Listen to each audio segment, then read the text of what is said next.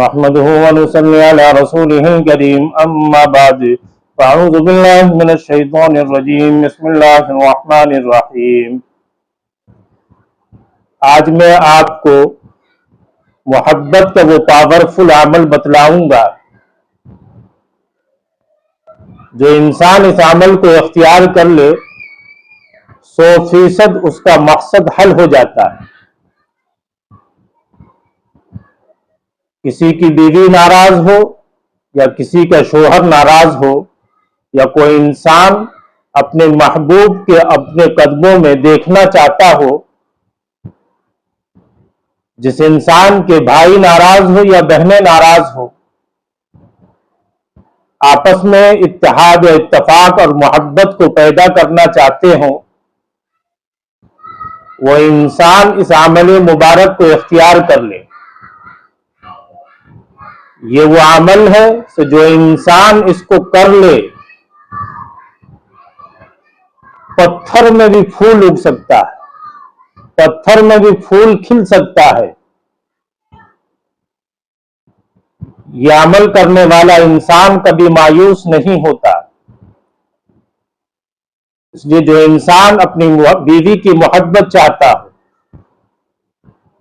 جو بیوی اپنے شوہر کی محبت چاہتی ہو، جو انسان اپنے محبوب کو حاصل کرنا چاہتا ہو، جس انسان کے بھائی بہن آپس میں ناراض ہو، نا اتفاقیہ ہو،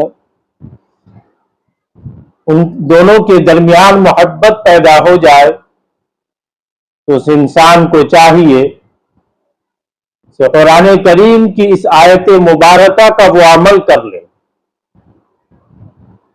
اپنے مطلوب کو اپنی محبت میں سرشار کرنے والی اور دل و جان سے اپنے اوپر فریفتہ کرنے والی یہ آیت مبارکہ ہے۔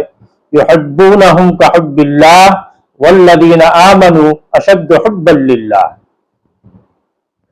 نماز عشاء کے بعد 1100 مرتبہ اس عمل کو پڑھنا ہے، 1100 مرتبہ اس آیت مبارکہ کی تلاوت کرنی ہے، اول آخر 11 مرتبہ درود شریف بھی پڑھے اور 11 روز تک پابندی کے ساتھ اس عمل کو کرے۔